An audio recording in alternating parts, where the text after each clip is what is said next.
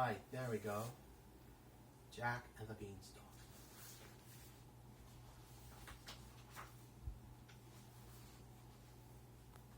There was once upon a time a poor widow who had an only son named Jack and a cow named Milky White. All they have to live on was the milk the cow gave rich they carry to the market and sold. But one morning Milky White gave no milk anymore. What shall I do? What shall I do, honey? Said Jack's mother, worrying her hands. Cheer up, mother, said Jack. It's a market day today, and I'll soon sell Milky White, and then we'll see what we can do.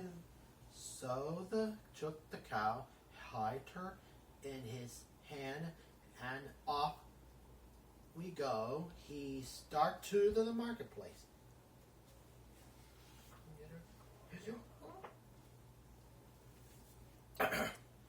Jack have gone far when he met a funny-looking old man. Good morning, my boy. And where are you going off to? I'm going to the market to sell a cow. Oh, said the funny old man. I don't mind doing a sharp this before with you. Your cow for these beans, if you plant them overnight, my boy, by morning they will grow right up into the sky high. Really? Said Jack. Amazing, strange old man. And he hand over Milky White. When Jack made home, his mother asked, back already, Jack? Back already? Back already? Jack, how much did you get for Milky White, honey? What do you say to these five beans? And Jack saw her plant them overnight. And what? Oh dear, said Jack's mother. Have you been so foolish, boy? Now you go your room without any supper. I'm sorry, mother. And threw the five beans, out of the window and sent Jack to bed without any supper. Not another word, honey.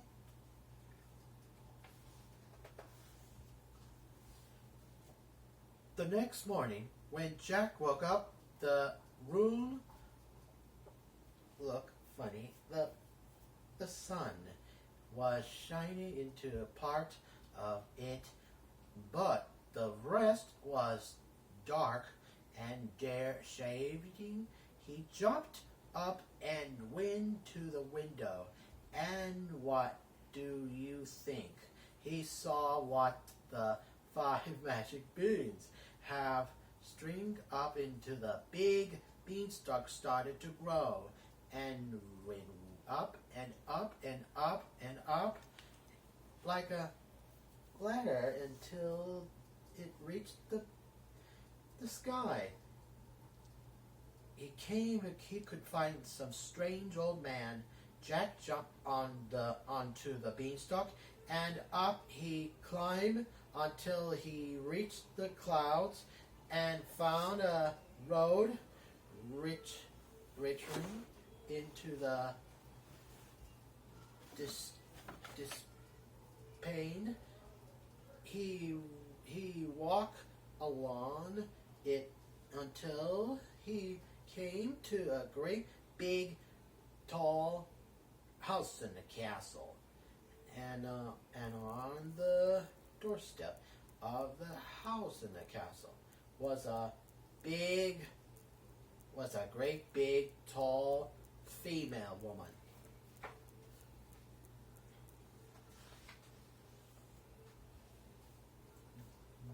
"Good morning," said Jack. "Could you be so fine as to give me some breakfast? For Jack have left home without anything to eat. If you breakfast you want, it's breakfast this morning, boy. You're BC, honey," said the great big tall female woman. My man is a giant, and they're nothing again, and they're nothing he's like better than boy roasted on toast of bread. Oh, please give me something to eat," begging Jack. So the giant's wife, who was not hot so bad, took again Jack into the kitchen and gave him some bread and milk for breakfast ready. Jack just started to eat when there was a thump, thump, thump, thump, thump, thump, thump, thump, thump, and the whole house in the castle began to tumbled with the nose of some time coming. "Oh no, the giant is coming!" "My goodness gracious me, it's him," said the giant's wife. What earth shall I do? Come along, boy, quick, and jump in here, and he boomed Jack into the oven just in time. As the giant came in, he was a big, tall one, to be sure. Hey, Worf, where's my breakfast?" Well, what's this I smell?" he bummed. "Three, five, four, five. I smell the blood of an Englishman. Be he alive or be he dead, I'll grind his bones to make my bread." "Nonsense, dear," said the woman. "You smell a shape in the little boy you liked so much for yesterday dinner. You go have a watch and by the time you come back for breakfast will be ready for you the oven." While the giant was off washing, Jack was about to jump out of the oven and run away when the woman whispered to him, "Wait until the giant's asleep. He always has been dove after breakfast." Well, the giant came back and ate and ate and ate and ate, and when he finished just in time, he went to a big treasure chest and took out couple of bags of gold. He sat at the table and coupled the gold coins until he heard began to snore, and he began to snore, and the whole house in the castle began to shake into the giant was having a nap. Then Jack crept up on tiptoed from the oven, and his was passing the giant was a nap. He took once of the bags of gold coins money, and off we go. We ran with it under his arm. When he reached the beanstalk, he threw the bags of gold coin down into his mother's garden and climbed down after it. Jack shouted his mother the bags of gold coins. He said, "We're rich now, Mother." Well, Mother.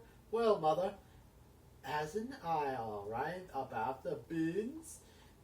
They are really magical, you see. That's the strangest old man I ever seen.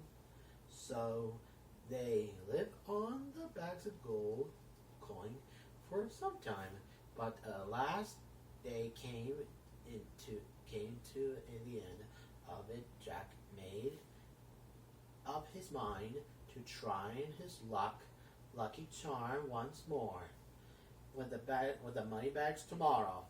Soon the Jack and his money bags tomorrow. So one fine day he got up really and jumped onto the beanstalk. He climbed and he climbed and he climbed until he reached to the road again, and he went along to see the giant, great big tall house in the castle where the woman and the giant live, and there, sure enough, was the great big female woman tall, standing on the doorstep in the castle. "Good morning, said Jack. Could you be so good as to get me something to eat?" No, look what you've done, boy.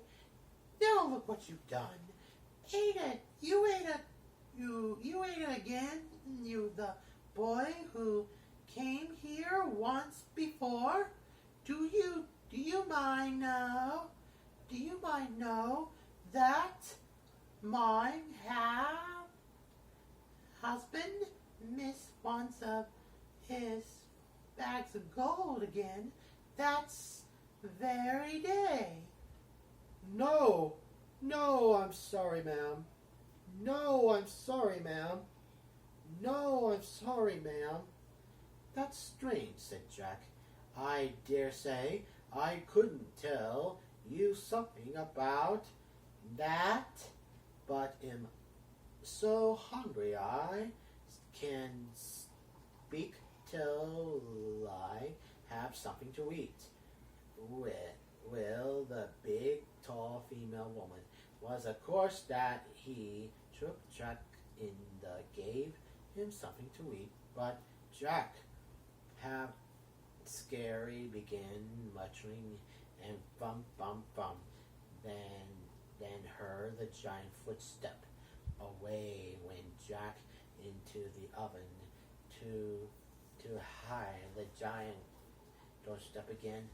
The giant's coming again. All happens again. It did before. It in came the giant singing, "Free, far, I smell the blood of an Englishman. Be he alive or be he dead, I'll grind his bones to make my bread. Then he tumbled his breakfast, and after he ate his, said, Wife, bring me the hen that lays the good eggs. So he brought it, and the giant said, Lay, hen, come on, say, lay.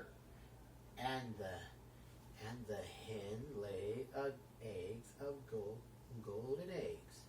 Then the giant began to nod his head and to take a nap until the giant's house shook.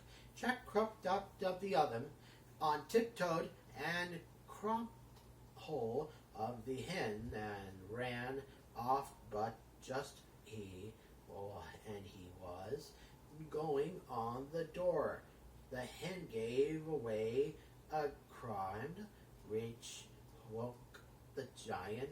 Jack heard him calling out, Wife, now look what you've done. Now look what you've done with my golden hen. What have you done with my golden hen? But that was all Jack heard, for the rest off to the beanstalk, climbed it and shouted his mother, the wonderful hen, lay. And he said, and the hen laid a golden eggs. But after all, a time even thought the hen laid a golden eggs. Every time Jack said, lay, Jack was not contest for a hen that lays the golden eggs, and the magic hens for the contest. Never contest again tomorrow. The hens that lays the golden eggs, magic hens tomorrow. So one fine morning he got up earlier, jumped onto the beanstalk, and climbed to the top for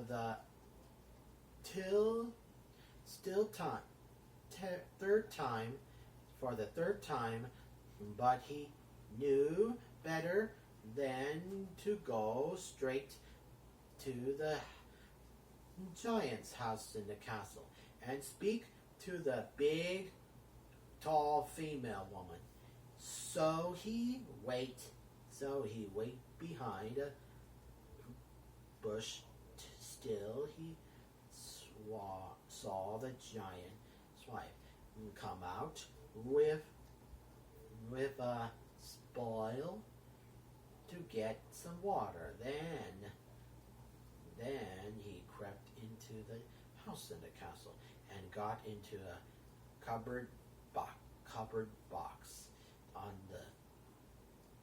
On the table he wasn't been hiding place there long when he heard bump bump bump when he came the giant and his wife. Fir, fire, fire, fire! I smell the blood of an Englishman! Cried the giant. Well, I smell it, wife. I am smelling. Do you, dear? said his wife. Then is the little boy who stole your bags of gold coins and your hen lays the golden eggs and golden hen. He sure to be hiding place in the oven. In the oven, but Jack wasn't there, of course, sure, and the giant's wife said, there you go again with a fee-fi-fo-fum. It's not here, said the giant. Why, of course, it's the boy you course, last night. That's the last straw. That's the last straw. That's the last straw. Has just spoiled for your breakfast. So the giant sat down to eat. But every no and then he should but matter. Well, I couldn't have sworn everything. And he get any shirt everywhere. Crept up, explained, and the cupboard box right under his nose again.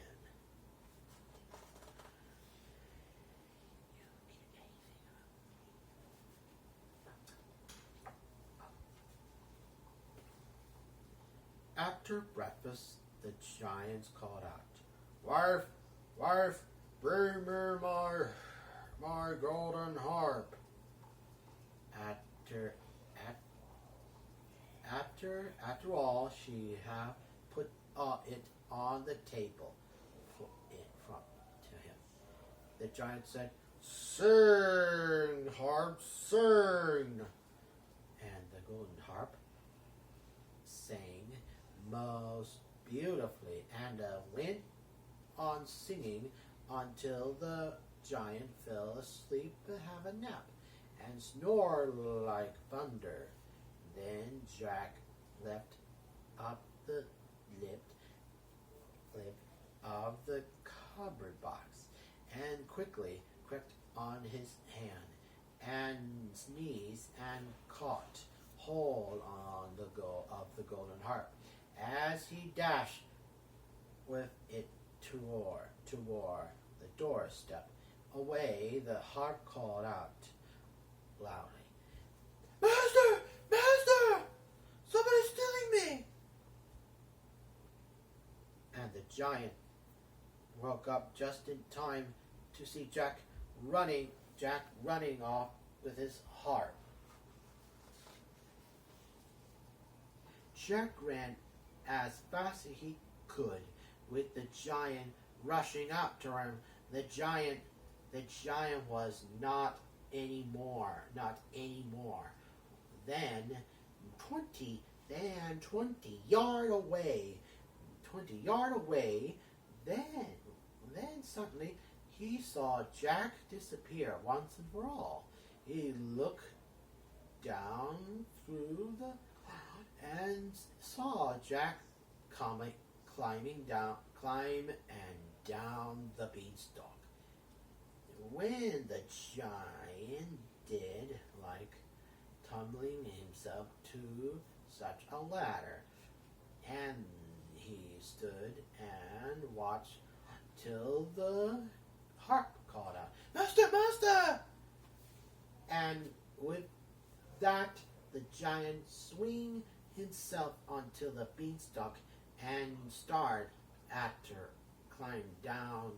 darted down after Jack. The beanstalk sway and shriek, creeping under his great reach. But nearby, this time Jack have snaring reached the cloud. "Mother! Mother!" He called out. "Give me the axe! Bring me the axe! Bring me the axe! Bring me the axe! Give me the axe! Bring me the axe! Bring me the axe! Mother!" His mother came rushing out with the axe in her hand, but when he came to the beanstalk, he stood still, reached with fright, for there he saw the giant. He has legs coming down the beanstalk through the clouds. Jack grabbed the axe and gave a chop, chop, chop, chop, chop, chop. We've cut the beanstalk in shave The giant left the beanstalk shave quicker, and he looked down to see what was the matter. Then Jack gave another chop, and the beanstalk was cut into the giant cave, tumbling down. At the beanstalk came tumbling after him, falling down into the sky, and over and over and over and over, down to the ground. The giant's gone. Well, that was the end of the giant. And with the hen that lays the gold eggs and the magic harp, that's saying Jack and his mother have not any more worried. Not any more worried. There will be not any more worried. And they live, and then happily ever after. The end.